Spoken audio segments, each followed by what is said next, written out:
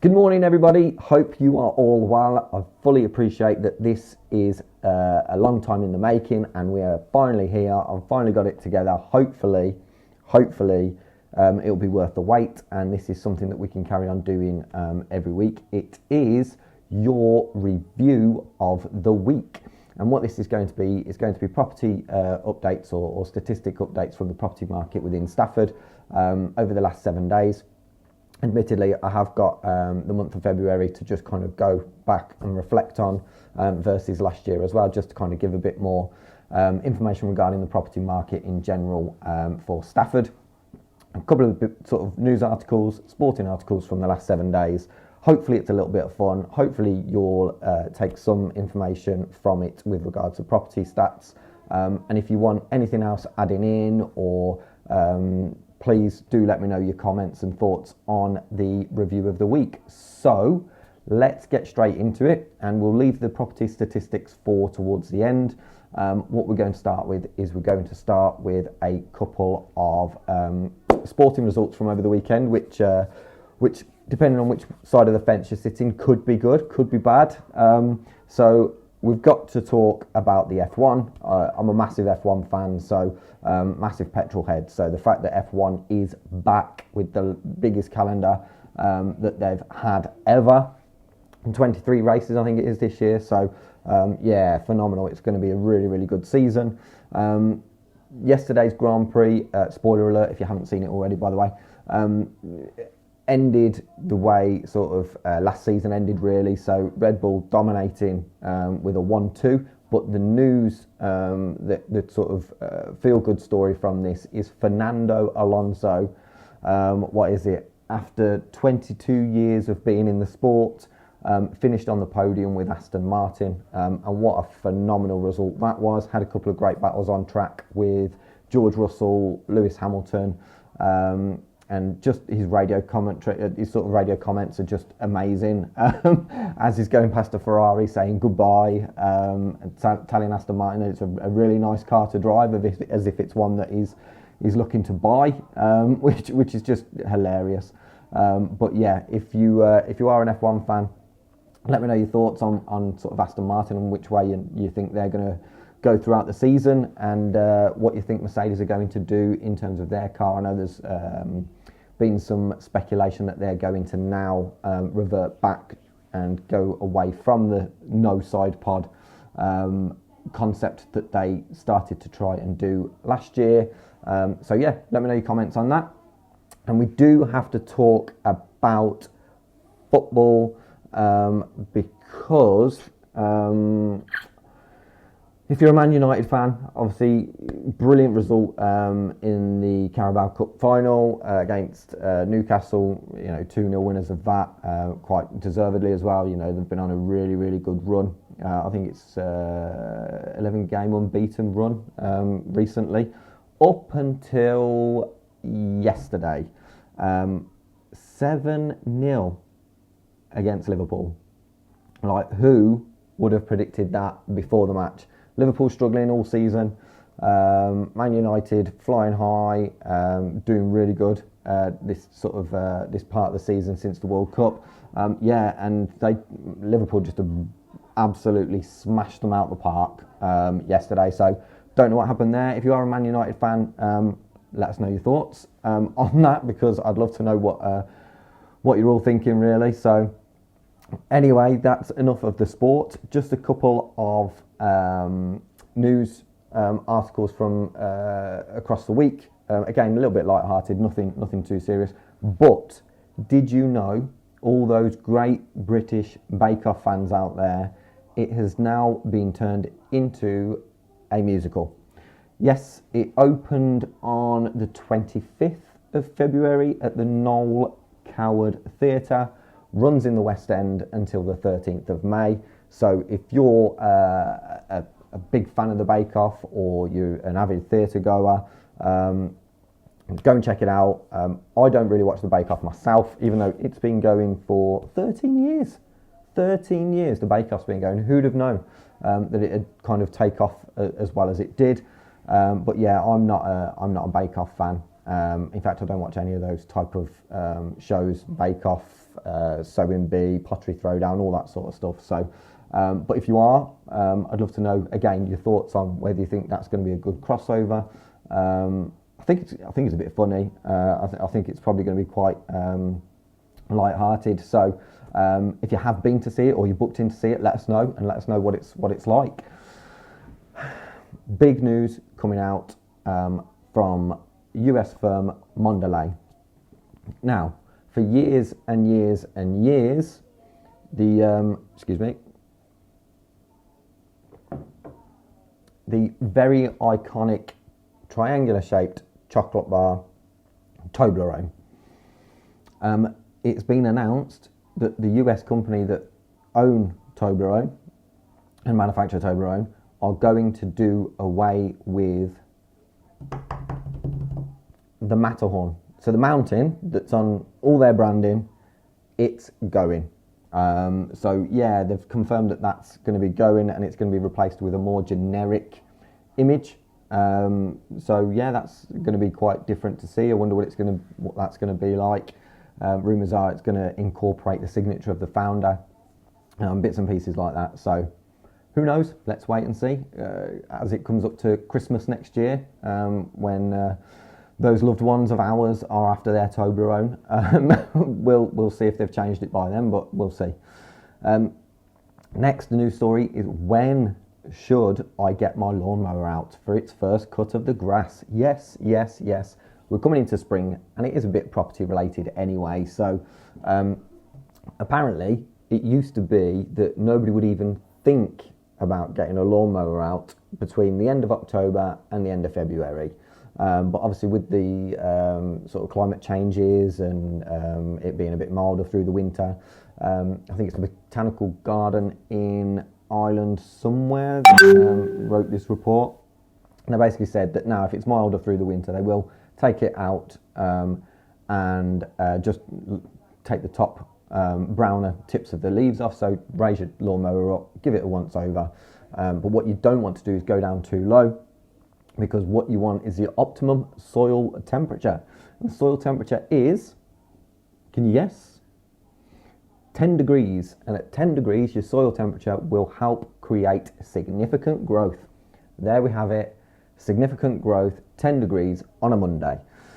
So yeah, that's another one. And again, it's probably going to be like May before we even get the soil anywhere near 10 degrees. It's freezing at the minute, and obviously they're expecting a more cold snap this week, potentially snow. So yeah, ridiculous. But if you do want to just take the grass down a little bit, raise your mower up, just take the top off and go again. So Wales's oldest lady celebrated her birthday over the weekend, 111 years old. She was born before the Titanic set sail. So in 1912 is when she was born. She looks amazing, by the way. If you do get a chance, Google it, have a look. So she's from Wales. She's currently in a care home where she's lived for the last 11 years, I think it is. And she stays sharp by doing crosswords and Sudoku every day. So those of you out there that are hoping to sort of live until a ripe old age of 111, get doing your crosswords, get doing your Sudoku. I struggle with both, if I'm honest. But have a go. Yeah, 111. That's just like ridiculous. The amount of changes through the year and advancements in technology, cars, everything that she would have seen in that time, the wars that she would have gone through. Mind-boggling. Harry and Meghan in the news again, due to them not confirming whether they will be accepting the invitation to King Charles's coronation. So a coronation invitation has been sent. They haven't confirmed or denied whether they're going to be there or not. I imagine they will be. And that kind of follows on a little bit from them being told to vacate, what's the name of the place? Frogmore Cottage, I think it is, so that Andrew can take that property over from them. So yeah, we'll see. We'll soon see if they are there. Have you got plans for the coronation? What are you guys up to?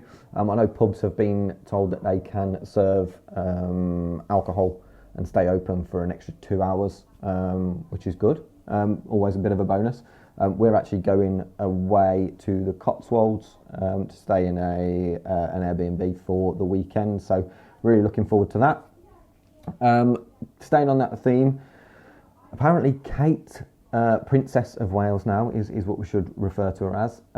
Old piano teacher has written a song for the coronation. He has sent it to the king and is waiting on a reply. So yeah, but it is downloadable for schools apparently. Daniel Nichols is his name, and he taught Kate her piano from the ages of 11 and 13, I think it was. And she did one of her gradings for piano. So yeah, that's quite interesting. So that is the news. Last week we did celebrate St. David's Day.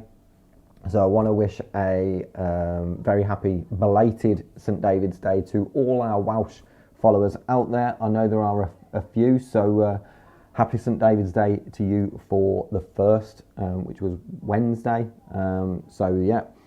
We also had World Book Day. You may or may not have seen our video of the best book in Stafford. If you haven't, check it out. And if you do want to copy that book, let me know. And then this week, what do we see? We see World Maths Day and International Women's Day on Wednesday. So really looking forward to seeing what we can get to sort of help celebrate those days. Now, that is the news and sport out of the way. Let's quickly move on to these property statistics. So, juicy, juicy, juicy. So what we're going to do, we're going to break the Stafford area up into 3 main areas, and that's ST16, ST17 and ST18. And like I say, this first episode is going to feature the whole of February this year versus the whole of February last year, and then I will run through the last 7 days and just quickly go over that as well. So, but moving forward, it will literally just be a snapshot of the last 7 days, and it will be new instructions, sales agreed, and a big thing at the moment is price reductions. So it will let you know kind of how many price reductions have been in those postcode areas for the last 7 days. So let's get started. So in ST16, last February, there were 64 new listings for the month of February. Now, in 2023, so this February, we have had 65 new listings. So that tells me, obviously, we've still got a good number of sellers that are motivated and looking to move, which is brilliant. Then, last February, number of sales agreed in ST16 was 53. So that's a good number. And this year has been 41. So we are down a little bit on that in terms of sales agreed this year. But still a good number, and again, that shows us that there are buyers that are looking to move and can still move. The big thing for me on all of these stats really is the number of price reductions. So last February in ST16 we had 5 price reductions. This year in February there have been 22 price reductions in the ST16 area. So that is a huge increase in price reductions, and it's kind of a bit of an indication as to where the market is. So we're still seeing a good number of buyers, good number of sellers coming to the market, wanting to buy, wanting to sell, but it's just testament that the pricing of the property is key in the current market that we're going through. So all the doom and gloom that you sort of reading and hearing about in the news when it comes to the market not being there or falling away isn't necessarily true. Yes, prices will be adjusted And again, as you've seen from just ST16.2, prices have been adjusted accordingly. But that is because, if I'm honest, they were probably highly inflated initially through the market that we had last year, which was just crazy. So now on to ST17. So ST17, we had 54 new listings in February 2022. This February 2023, we had 61. So we've had an increase in the number of properties come to the market, which is fantastic. Shows that, again, the movement is there.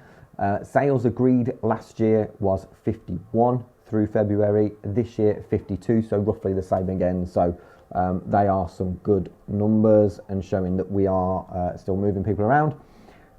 Price reductions last February, 11 price reductions in ST17 in February. This year, 28. So again, it's like, it's a massive increase in the number of price reductions that we're seeing, and that is a common theme. So all I'd say is, when you're looking at agents, do your own due diligence. Make sure they're not overinflating your price to win your business. Don't let your property sit there stagnant at that inflated price. If you're not getting any interest, you need to act quickly so that you can still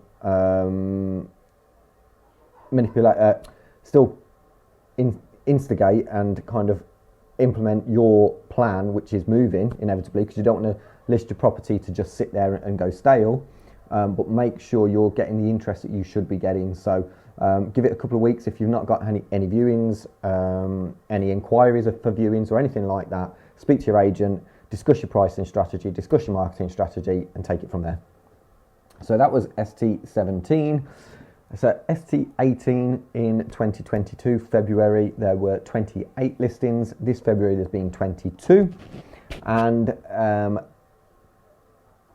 sales agreed last February, was 29.